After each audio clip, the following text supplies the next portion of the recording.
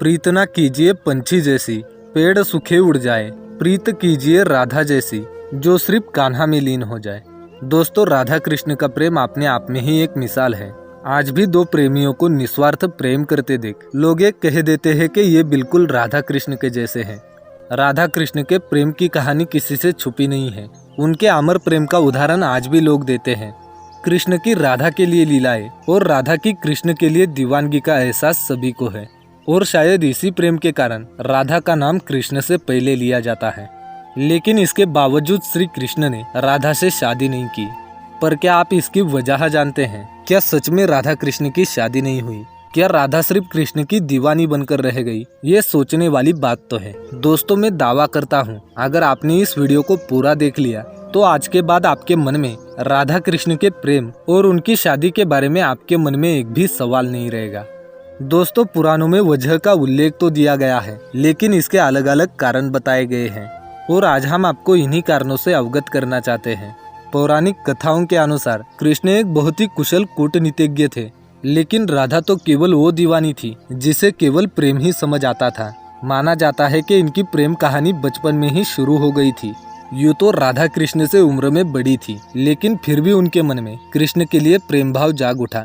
ये तो हम सब जानते हैं कि भगवान श्री कृष्ण भगवान विष्णु का अवतार है, लेकिन दोस्तों, राधा जी को भी लक्ष्मी जी का स्वरूप माना जाता है।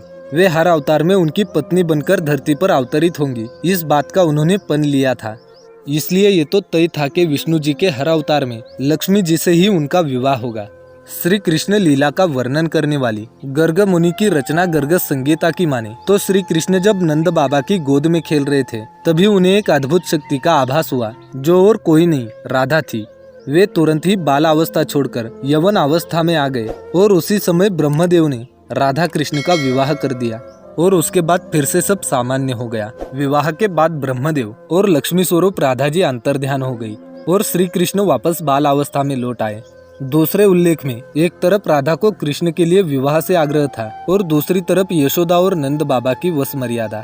यशोदा कृष्ण को समझाती है कि देखो कान्हा, राधा तुमसे उम्र में बड़ी है और एक छोटे ग्वाले की पुत्री है। साथ साथ राधा का विवाह कंस की सेना के एक सैनिक से तय हो चुका है, तो कान्हा तुम राधा से विवाह की जिद छोड़ दो। माता यशोदा के समझाने पर भी कृष्ण हट करते हैं, तो वे अपनी चिंता नंद बाबा को जताती है।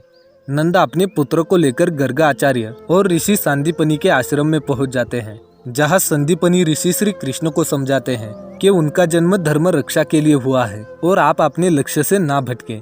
अपने गुरु की बात सुनकर श्री कृष्ण ने विनम्रता से कहा कि उनका मन गायों, ग्वालों और जंगल में ही लगता है, और वे वही रहना चाहते हैं।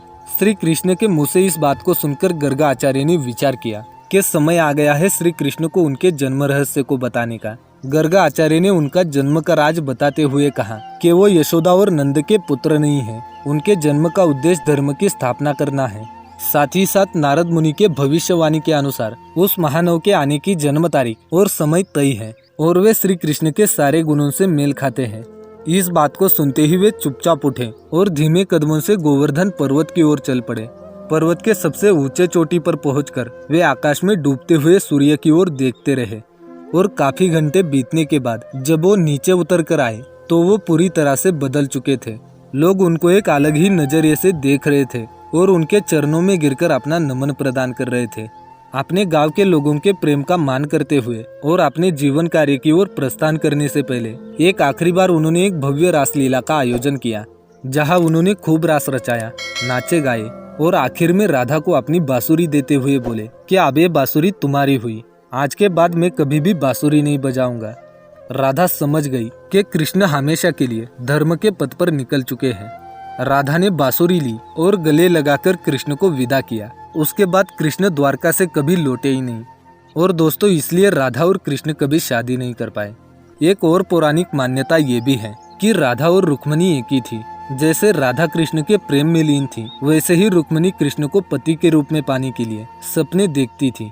लेकिन रुक्मणी के भाई ने उनका विवाह कहीं और तय कर दिया था। परंतु इस बात को सुनते ही रुक्मणी ने अपने भाई से कह दिया कि अगर उनका विवाह श्री कृष्ण से नहीं हुआ तो वो अपने प्राण त्याग देगी।